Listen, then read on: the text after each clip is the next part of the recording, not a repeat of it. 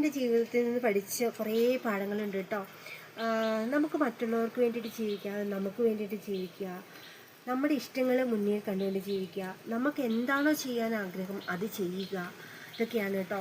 മറ്റുള്ളവർ എന്ത് ചെയ്യുന്നു എന്ത് പറയുന്നു എന്ന് നമ്മൾ ഈ ഒരു ചെവി കൂടെ കേട്ട് ഈ ചെവി കൂടെ വിട്ട് കളഞ്ഞേക്കുക.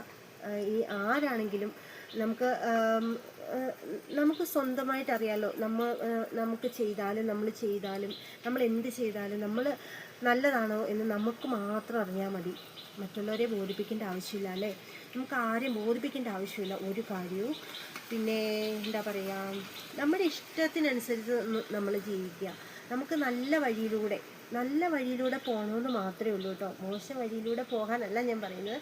നമ്മുടെ ഇഷ്ടത്തിന് നമ്മുടെ നല്ല വഴികളിലൂടെ നമ്മൾ പോവുക, സഞ്ചരിക്കുക, നമുക്കിഷ്ടമുള്ളതൊക്കെ ചെയ്യുക. ഒരുപാട് ഇഷ്ടമുള്ളൊരു പ്ലാറ്റ്ഫോമായിരുന്നു എനിക്ക് സോഷ്യൽ മീഡിയ.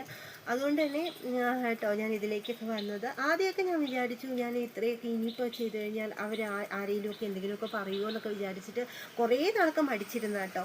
പിന്നെ ഞാൻ വിചാരിച്ചു നമുക്കിഷ്ടമുള്ളതൊക്കെ ചെയ്യാനായിട്ട് നമുക്ക് ഒറ്റ ജീവിതമുള്ളൂ.